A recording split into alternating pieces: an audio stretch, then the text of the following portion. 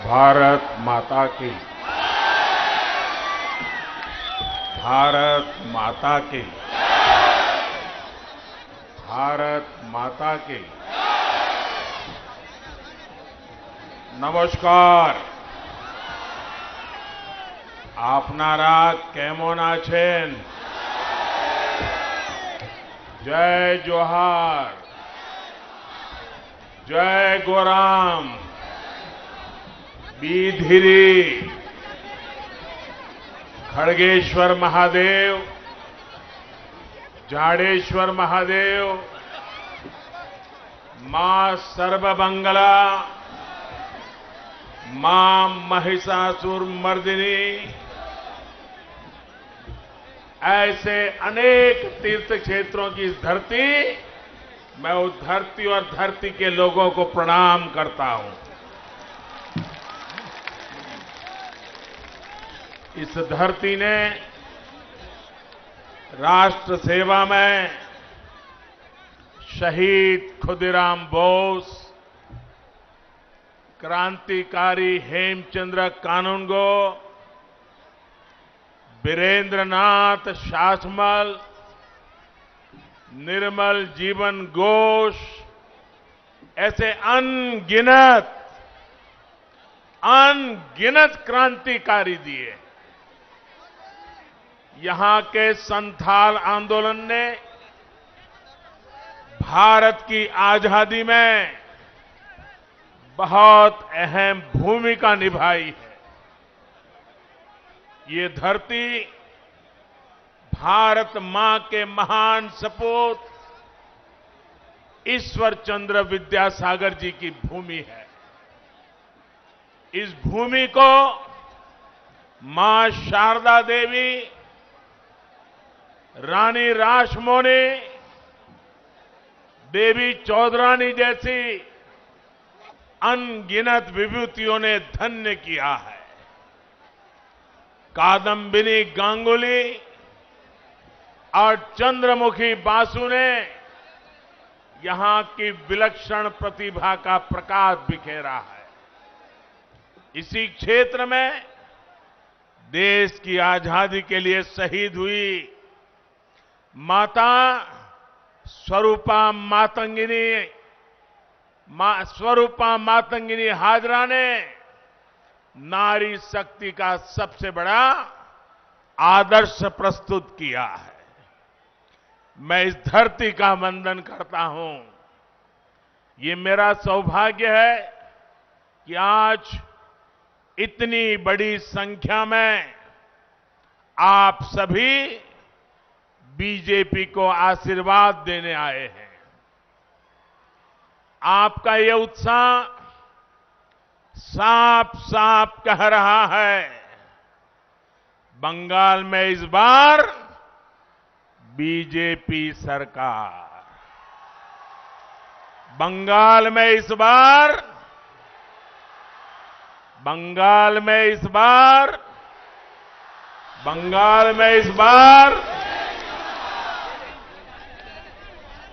साथियों, ये मैं क्यों कह रहा हूं कि इस बार बीजेपी सरकार? बंगाल के उज्जवल भविष्य के लिए इस धरती पर हमारे 130 के करीब कार्यकर्ताओं ने अपना जीवन न्योछावर कर दिया ताकि बंगाल आबाद रहे। मैं ये क्यों कह रहा हूं? मुझे गर्व है मेरी पार्टी के पास दिलीप घोष जैसे अध्यक्ष है।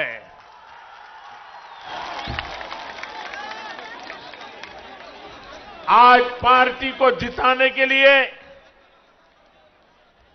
पिछले कई वर्षों से दिलीप घोष न चैन की नींद सोए हैं, न दीदी की धमकियों से डरे हैं। उन पर अनेक हमले हुए, उनको मौत के घाट उतारने की कोशिशें हुई, लेकिन वह बंगाल के उज्जवल भविष्य का प्रण लेकर के चल पड़े और आज पूरे बंगाल में नई ऊर्जा भर रहे हैं। और इसलिए मैं कह रहा हूं कि इस बार बीजेपी सरकार, साथियों, खड़गपुर के इस क्षेत्र में मिनी भारत की झलक मिलती है। भारत की विविधता, अलग अलग भाषाओं, बोलियों की ताकत यहां देखने को मिलती है।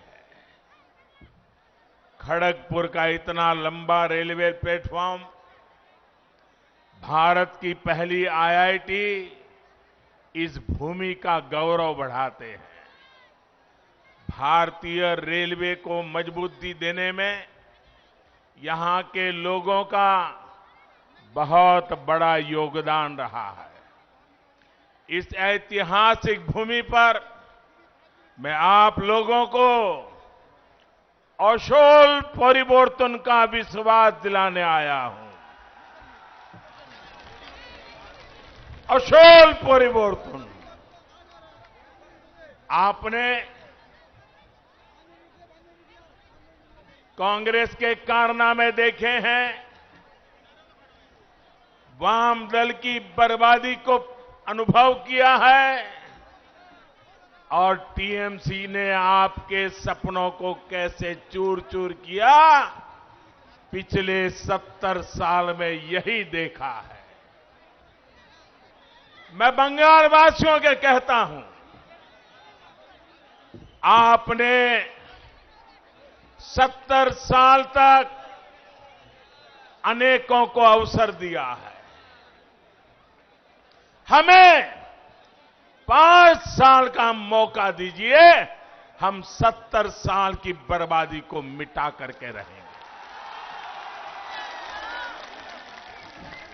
बंगाल के मेरे भाइयों बहनों, एक बार आशीर्वाद दीजिए, एक बार आशीर्वाद दीजिए, हम अपनी जान आपकी भलाई के लिए खपा देंगे। सेवा का अवसर देखिए, हम कैसे असोल परिवर्तन लाकर दिखाते हैं। आपके जीवन की एक एक दिक्कतों को दूर करने के लिए हम सभी दिन रात मेहनत करेंगे। यहां जंगल महाल के इस पूरे क्षेत्र में कृषि की व्यवस्थाओं को सुधारा जाएगा। इस इलाके में सिंचाई सुविधाएं बढ़ाई जाएगी, कोल्ड स्टोरेज का नेटवर्क बढ़ाया जाएगा और इसका यहां के आलू पैदा करने वाले किसानों को भी लाभ होगा।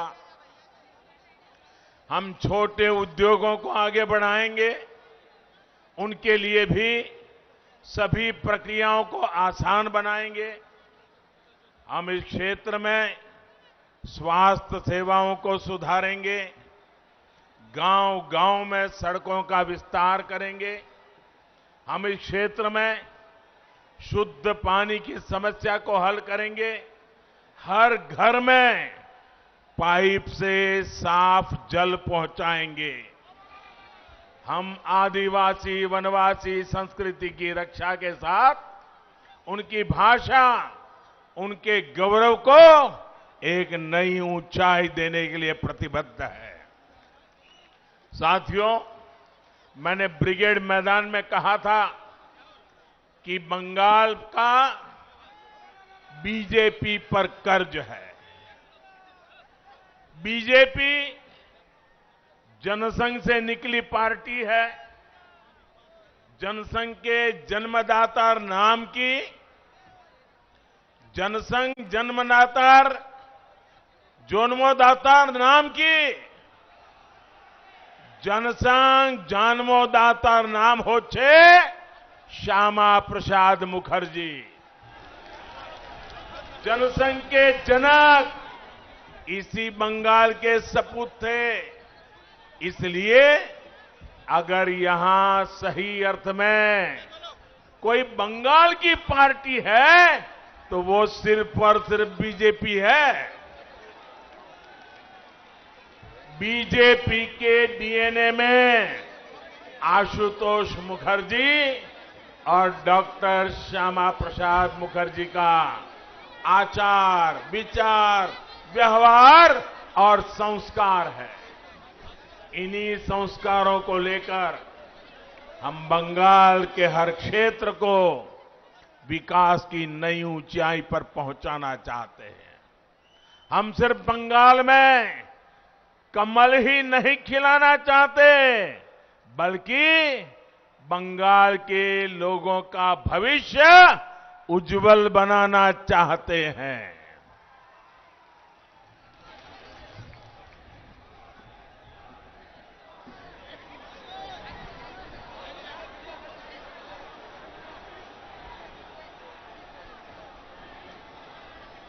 साथियों, जहां जहां राज्यों में बीजेपी सरकारें हैं, वहां केंद्र और बीजेपी की राज्य सरकार मिलकर के डबल इंजन की ताकत के साथ जनता जनार्दन की सेवा में लगे हुए हैं।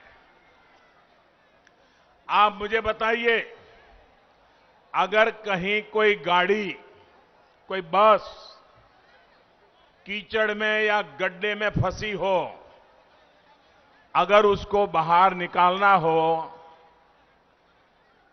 तो सारे पैसेंजर नीचे उतर करके एक दिशा में धक्का मारते हैं कि नहीं मारते हैं? मारते हैं कि नहीं मारते हैं? लेकिन आधे पैसेंजर आगे से पीछे की धक्का मारे और आधे पैसेंजर पीछे से आगे धक्का मारे तो कीचड़ से गाड़ी निकलेगी, गड्ढे से गाड़ी निकलेगी। सबको एक ही दिशा में करना होगा ना। बंगाल में भी दिल्ली की ताकत और बंगाल की ताकत, दोनों इंजन एक दिशा में लगेंगे, तब जाकर के बंगाल ये बर्बादी से बाहर निकलेगा। हम सबका साथ, सबका विकास और सबका विश्वास के मंत्र के साथ काम कर रहे हैं। लेकिन यहां पश्चिम बंगाल में दीदी, ये दीदी विकास की हर योजना के सामने दीवार बन करके खड़ी हो गई है। आपने दीदी पे भरोसा किया, लेकिन दीदी ने आपको दुर्नीति दी, आपके साथ विश्वासघात किया। किया कि नहीं किया? विश्वासघात किया कि नहीं किया? आपके सपनों को चूर चूर कर दिया कि नहीं कर दिया? 10 साल में बंगाल को बर्बाद किया कि नहीं किया? और अब देखो, आज दीदी 10 औंगीकौर की बात कर रही है। 10 औंगीकौर। अरे दीदी,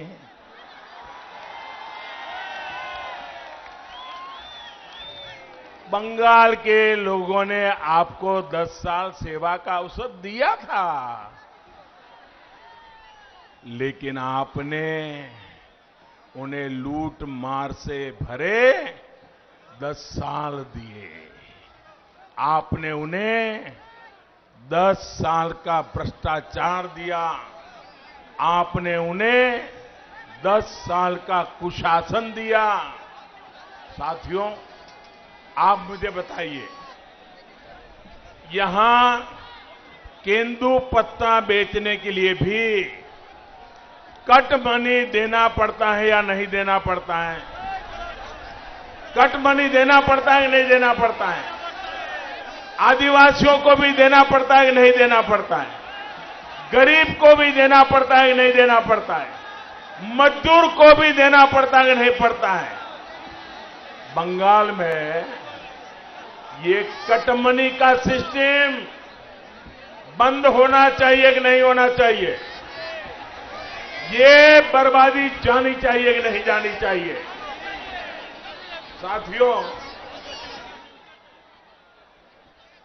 आप में से कुछ लोगों को शायद पता होगा, कल रात को 50-55 मिनट के लिए व्हाट्सएप डाउन हो गया, फेसबुक डाउन हो गया, इंस्टाग्राम डाउन हो गया। लोग अधीर हो गए, चिंता में पड़ गए, सबके मन में सवाल खड़े हो गए। 50-55 मिनट के लिए हुआ था, लेकिन सबको हो रहा था क्या हो गया। लेकिन भाइयों बहनों, दुनिया में तो 50-55 मिनट ये सोशल मीडिया की कुछ चीजें डाउन हो गई। यहां बंगाल में तो 50-55 साल से विकास ही डाउन हो गया है, विश्वास ही डाउन हो गया है, सपने ही डाउन हो गए हैं, संकल्प भी डाउन हो गए हैं। मैं आपकी अधीरता समझ सकता हूं।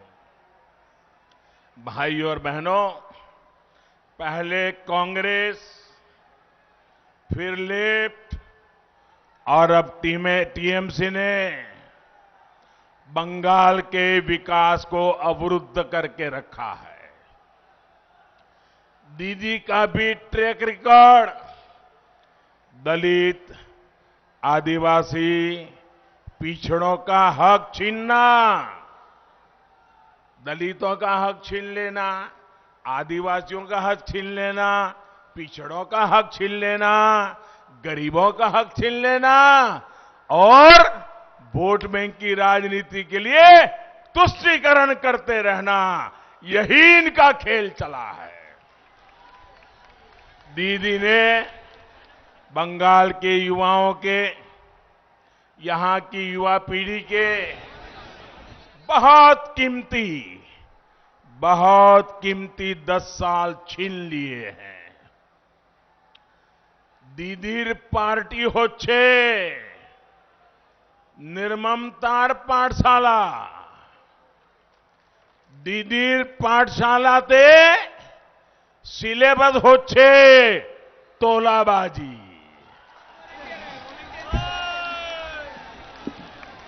दीदीर पाठशालाते सिलेबस होच्छे कटमनी। दीदीर पाठशालाते सिलेबस होच्छे सिंडिकेट। दीदीर पाठशालात उत्पीड़ने ट्रेनिंग देवा होय, आराजो को तो ट्रेनिंग देवा होय। साथियों, आज पश्चिम बंगाल में शिक्षा की क्या स्थिति है, एक खड़गपुर के लोग बहुत भली भांति जानते हैं।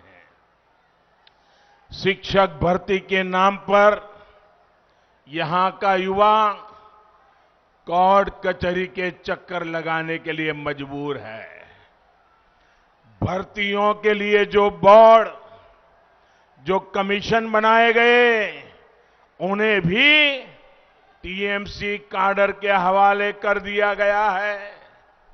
बहनों और भाइयों, शिक्षा को लेकर दीदी और उनकी पार्टी की सोच का एक और उदाहरण आज मैं आपको देता हूं। हमारे देश में 3.5 दशक के बाद, यानी करीब 35 साल के बाद नई राष्ट्रीय शिक्षा नीति लाई गई है। पूरे हिंदुस्तान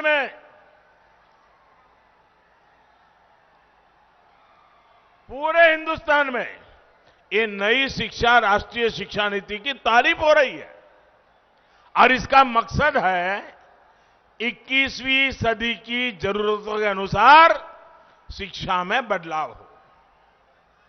राष्ट्रीय शिक्षा नीति में शिक्षकों की ट्रेनिंग से लेकर स्किल अपग्रेडेशन तक अनेक प्रावधान किए गए हैं। और इसकी एक प्रमुख बात है स्थानीय भाषाओं में पढ़ाई पर बल।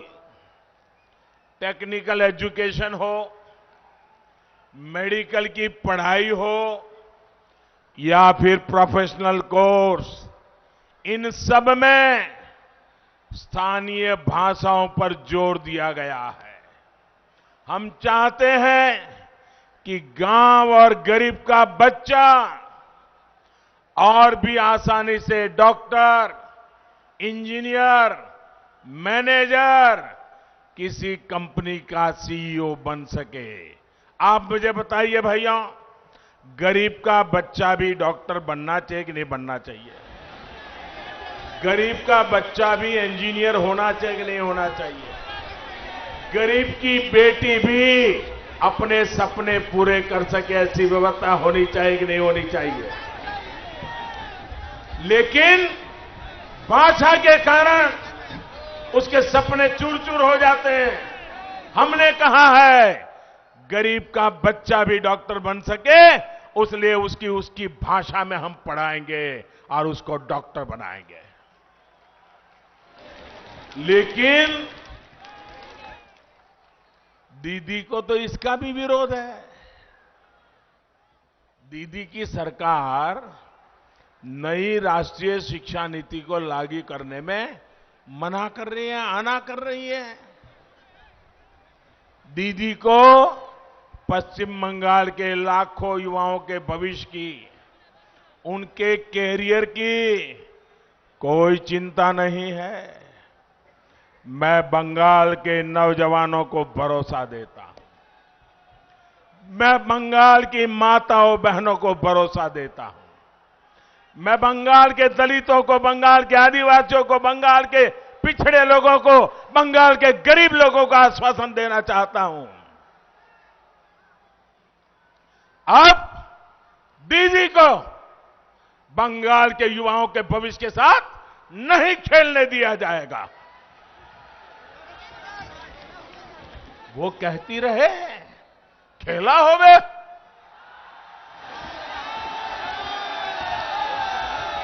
लेकिन पूरा बंगाल आज कह रहा है, ये हमारा पश्चिम बंगाल आज कह रहा है, खेला शेष होवे, विकास आरंभ होवे। साथियों, आज दीदी से पश्चिम बंगाल के लोग 10 साल का हिसाब मांग रहे हैं, लेकिन जवाब देने के बजाय दीदी उन पर अत्याचार कर रही है। आज हर बंगालवासी कह रहा है दीदी के तो बोलछी किंतु उन्हीं सुने छन्ना। अम्फान चक्रवात का हिसाब मांगो तो दीदी को गुस्सा, राशन के चावल की चोरी का जवाब मांगो तो जेल में डाल देती है, कोयला घोटाले पर जवाब मांगो तो पुलिस से डंडे मरवाती है, चाकरी पर जवाब मांगो तो घर जला दिया जाता है। साथियों, आज बंगाल का गरीब पूछ रहा है कि उसको आयुष्मान भारत के तहत मुफ्त इलाज की सुविधा का लाभ क्यों नहीं मिलता। आज बंगाल का किसान पूछ रहा है उसको किसान सम्मान निधि के हजारों रुपए क्यों नहीं मिले। शहरों में रेहड़ी ठेला चलाने वाले गरीब पूछ रहा है कि उनको पीएम स्वनिधि के तहत आर्थिक मदद सही से क्यों नहीं मिली। आज बंगाल की बहनें पूछ रही हैं कि हर घर जल पहुंचाने के लिए टीएमसी सरकार को जो पैसा दिया था, दिल्ली से पैसा भेजा था, वो पैसा तिजोरी में रख करके क्यों बैठ गई। आज बंगाल का गरीब पूछ रहा है क्यों ममता सरकार ने लाखों गरीबों को पक्के घर से वंचित रखा। केंद्र सरकार की तरफ से बीते वर्षों में बंगाल के लिए 33 लाख पक्के घर स्वीकृत किए गए हैं। इनमें से लाखों घर अब भी पूरे नहीं हो पाए हैं। दीदी को लगता है कि इन सब योजनाओं का फायदा अगर लोगों को होगा तो लोग मोदी को आशीर्वाद देंगे। अरे दीदी, आपको मोदी को क्रेडिट नहीं देना था तो मत दीजिए, लेकिन अपने गरीब के पेट पर लात क्यों मारी? आपने रेहड़ी पटरी वालों के पेट पर लात क्यों मारी? बहनों और भाइयों, गरीब का जीवन तब सुधरता है जब जीवन और कारोबार दोनों सरल होता है, रोजगार के अवसर बनते हैं। खड़गपुर सहित पश्चिम बंगाल के अनेक शहरों में आत्मनिर्भर भारत के महत्वपूर्ण सेंटर बनने की भरपूर संभावनाएं। इन संभावनाओं पर भी टीएमसी सरकार ने लगातार चोट पहुंचाई है, प्रहार किया है। एक तरफ देश निरंतर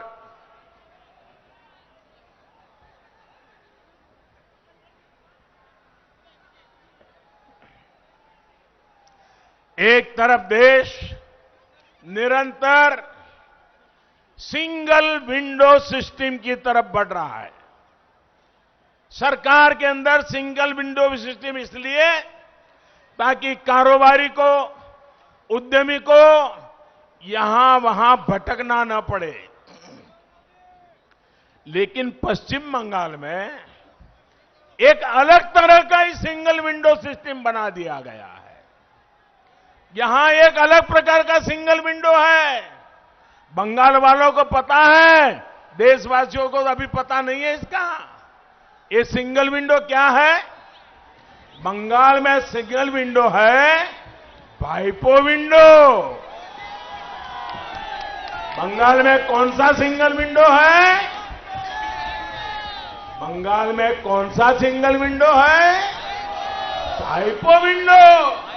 बंगाल में कौन सा सिंगल विंडो है? पश्चिम बंगाल में इस विंडो से गुजरे बिना कुछ नहीं हो सकता। पिछले 10 साल में तृणमूल सरकार ने हर वो काम किया जो यहां रोजगार और स्वरोजगार के अवसरों को खत्म करने वाला था, रोकने वाला था। तृणमूल के वसूली गिरोहों, सिंडिकेट के कारण अनेक पुराने उद्योग बंद हो गए। यहां सिर्फ एक ही उद्योग चलने दिया गया है। कौन सा उद्योग? माफिया उद्योग। कौन सा उद्योग? कौन सा उद्योग? माफिया उद्योग। सुवर्ण रेखा नदी पर और कसवती नदी में अवैध खनन के तार कहां से जुड़े हैं, ये यहां का बच्चा बच्चा जानता है। बंगाल में बीजेपी सरकार आने के बाद इन सभी पर सख्त कार्रवाई होगी, कानून का राज स्थापित किया जाएगा। साथियों, बाबा साहब आंबेडकर के बनाए संविधान ने प्रत्येक भारतीय को वोट की आजादी दी है। बाबा साहब आंबेडकर ने हम सभी देशवासियों को ये अनमोल ताकत दी है। लेकिन बंगाल में ममता दीदी वोट करने की आपकी ताकत को छीनती रही है, लूटती रही है। 2018 में पंचायत चुनाव में जिस तरह दीदी ने आपके अधिकारों को कुचला, वो दुनिया ने देखा है। जिन लोगों को संविधान ने के आपके इस अधिकार की रक्षा की जिम्मेदारी दी है, वही लोग बंगाल में लोकतंत्र के लिए खतरा बने हुए हैं। लेकिन मैं बंगाल के लोगों को आश्वस्त करता हूं कि अब दीदी को लोकतंत्र को कुचलने नहीं दिया जाएगा। पुलिस और प्रशासन को भी याद रखना चाहिए कि संविधान और लोकतंत्र की मर्यादाओं से बड़ा कुछ नहीं होता है। আগের নির্বাচনগুলিতে টিএমসি যা করত এবার হবে না। আপনারা আশ্বস্ত থাকুন, সবাই একসঙ্গে রক্ষে দাঁড়ান, নির্ভয়ে ভোট দেন। পশ্চিম বাংলার এতিত ফিরিয়ে আনার জন্য আমরা बद्ध परिकर। साथियों, पश्चिम बंगाल को अब पढ़ाई, कमाई, दवाई, सिंचाई और सुनवाई सुनिश्चित करने वाली सरकार चाहिए। भाजपा की डबल इंजन सरकार चाहिए। केंद्र सरकार के प्रयास पूरी तरह से तभी जमीन पर उतर पाएंगे जब यहां भी भाजपा की सरकार बनेगी। डबल इंजन की सरकार यहां ज्यादा रोजगार, ज्यादा उद्योगों के निर्माण के अवसर बनाएगी। इस वर्ष के केंद्र सरकार के बजट में मेदिनीपुर के लिए एक बहुत बड़ा प्रावधान किया गया है। पेटवा घाट का जो फिशिंग हार्बर है, उसको आर्थिक गतिविधियों का हब बनाने के लिए पहल की गई है। डबल इंजन की सरकार में यहां का इंफ्रास्ट्रक्चर आधुनिक होगा, कोल्ड चेन की व्यवस्था सुधरेगी, मछलियों की एक्सपोर्ट वैल्यू बढ़ाने के लिए हर काम किया जाएगा। इससे यहां मछली पकड़ने और इसके व्यापार से जुड़े लोगों, सभी साथियों को बहुत लाभ होगा। साथियों, ये चुनाव सिर्फ विधायक, सिर्फ मंत्री, सिर्फ मुख्यमंत्री को बदलने का ही नहीं है, सिर्फ परिवर्तन का नहीं है, बल्कि सोनार बांग्ला के निर्माण का संकल्प है। हर बूथ पर भारी संख्या में भाजपा के लिए मतदान हो, ये संकल्प लेकर के हमें यहां से निकलना है। इस बार जोर से छाप, कमल छाप, जोर से छाप, जोर से छाप, जोर से छाप। इस बार भय नहीं, इस बार भय नहीं, सिर्फ जय, सिर्फ जय। पश्चिम बांग्लार मानुषेर जय। कमल छाप पर पड़ा एक एक वोट डबल इंजन सरकार के लिए होगा, सोनार बांग्ला के निर्माण के लिए होगा। इसी विश्वास के साथ आप इतनी बड़ी तादाद में आशीर्वाद देने के लिए आए। मैं हेलीकॉप्टर से यहां आया, पूरे रास्ते पर लोग आशीर्वाद दे रहे थे। मैं आपका बहुत बहुत आभारी हूं और मैं आपके सपने पूरे करके रहूंगा। मेरे साथ बोलिए भारत माता की। दोनों मुट्ठी बंद करके पूरी ताकत से बोलिए भारत माता की, भारत माता की, भारत माता की, भारत माता की, भारत माता की, भारत माता की। बहुत बहुत धन्यवाद। एबीपी न्यूज आपको रखे आगे।